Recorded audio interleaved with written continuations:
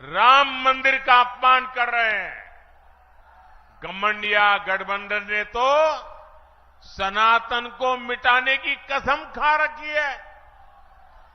26 अप्रैल को आपका वोट इन्हें बताएगा कि सनातन मिटता है या ये लोग रहते हैं।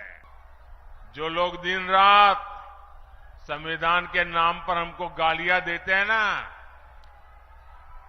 इतने दशकों तक उन्होंने राज किया। आजादी के बाद उनके हाथ में सत्ता आई, अब तक आई, लेकिन उनमें हिम्मत नहीं थी कि बाबा साहब आंबेडकर के संविधान को जम्मू कश्मीर में लागू कर पाए। बाबा साहब का संविधान वहां लागू नहीं होता था। ये मोदी है जो संविधान को समर्पित है।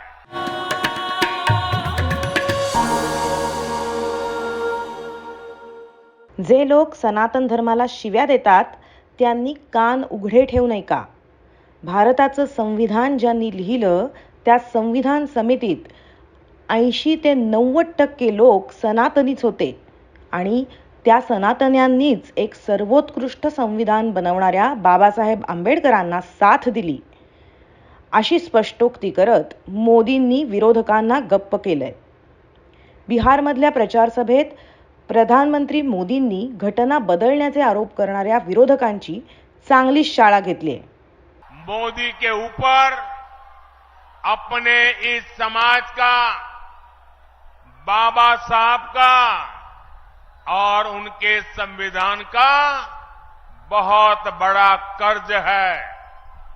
इसलिए हमारी सरकार ने संविधान को एक श्रद्धा का स्थान मिले, संविधान को आस्था का स्थान मिले, संविधान के प्रति देश का प्रत्येक व्यक्ति समर्पित हो, संविधान की भावना को हर देशवासी तक पहुंचाने के लिए लगातार काम किया है. संविधानाची 75 वर्ष साजरी करण्याचा सरकारचा मानस पंतप्रधान मोदींनी यावेळी बोलून दाखवला. देश में संविधान दिवस मनाने की शुरुआत की. आज बाबा साहब के संविधान को सेलिब्रेट करने के लिए बच्चों के स्कूलों से लेकर सुप्रीम कोर्ट और संसद तक में कार्यक्रम किए जाते हैं और ये वर्ष तो बहुत विशेष है. इस साल संविधान के 75 वर्ष की शुरुआत हो रही है. जैसे हमने आजादी के 75 वर्ष पर आजादी का अमृत महोत्सव मनाया, इसी तरह इस वर्ष हमें संविधान के 75 वर्ष का पर्व मनाना है. हमने तय किया है हम देश के कोने कोने में बाबा साहब के संविधान की भावना को लेकर जाएंगे.